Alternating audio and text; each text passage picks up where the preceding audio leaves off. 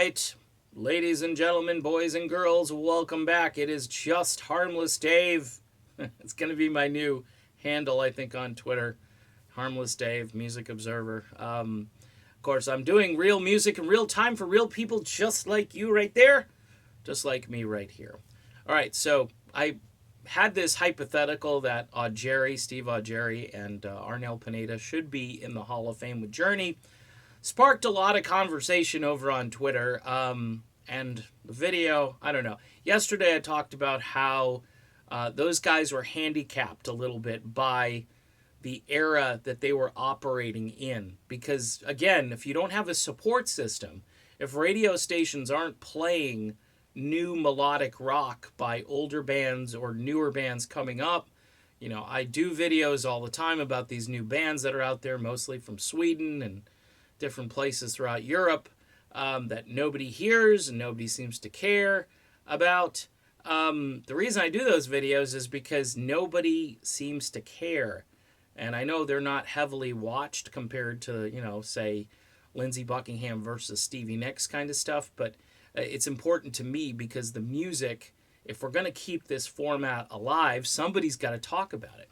Now, my other premise about who ought to be in the Rock and Roll Hall of Fame, this is a no-brainer to me. And for those of you who think that these guys weren't creative enough or they weren't with the band during their heyday, this band has had like 2 or 3 starts or restarts. I'm talking about Chicago, and I'm talking about Bill Champlin, who is he's just a fantastic performer. I know he doesn't get along with Jimmy Pankow, based on the documentary, and maybe Robert Lamb wasn't cool with Bill in the later years. But both Bill Champlin and Jason Scheff should be in the Hall of Fame. Now, I know Jason Scheff, Peter Cetera, the debate will never end. It's Cetera is the original. He's in, all right? He's in the Hall of Fame. He was with the band for what, about 20 years, 19 years or so before Peter said bye-bye. Jason Scheff was in the band for 30 years, okay? And yes, during the 1980s, they had a resurgence. Now, Cetera and Foster and that whole gang helps jumpstart. Bill Champlin was there, by the way, because he took over in the early 1980s after Chicago 14.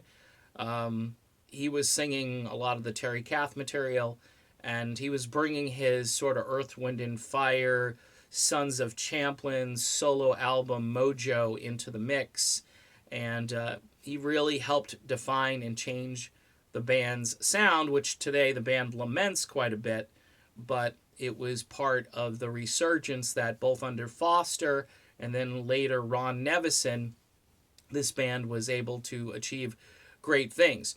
For Bill Champlin, Chicago's fastest charting song in their history is the tune Look Away. And for Bill Champlin, that's a huge achievement. Jason Scheff had to replace a guy who, again, was a bit on the irreplaceable side.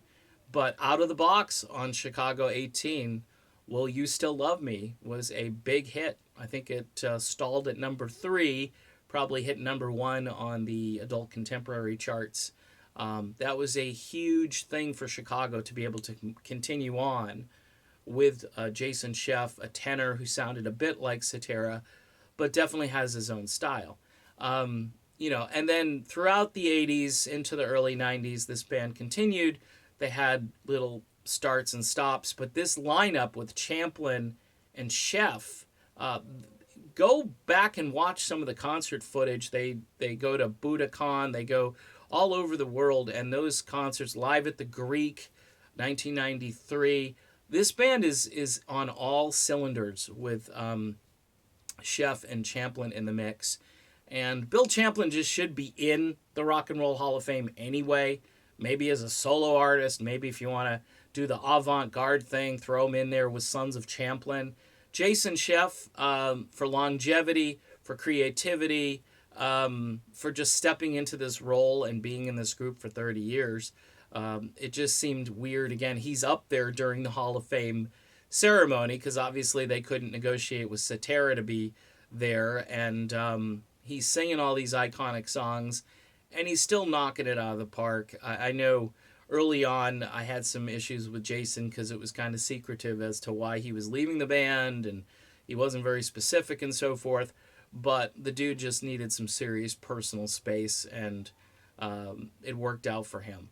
But Chicago and the Hall of Fame should recognize those two guys, regardless of what kind of relationship things kind of evolved into. I do believe that they are worthy of induction. So that's my video on this topic. Yes, I know I'll get some blowback, but Bill Champlin, you're really going to push back on Bill Champlin? I don't know. All right, good luck.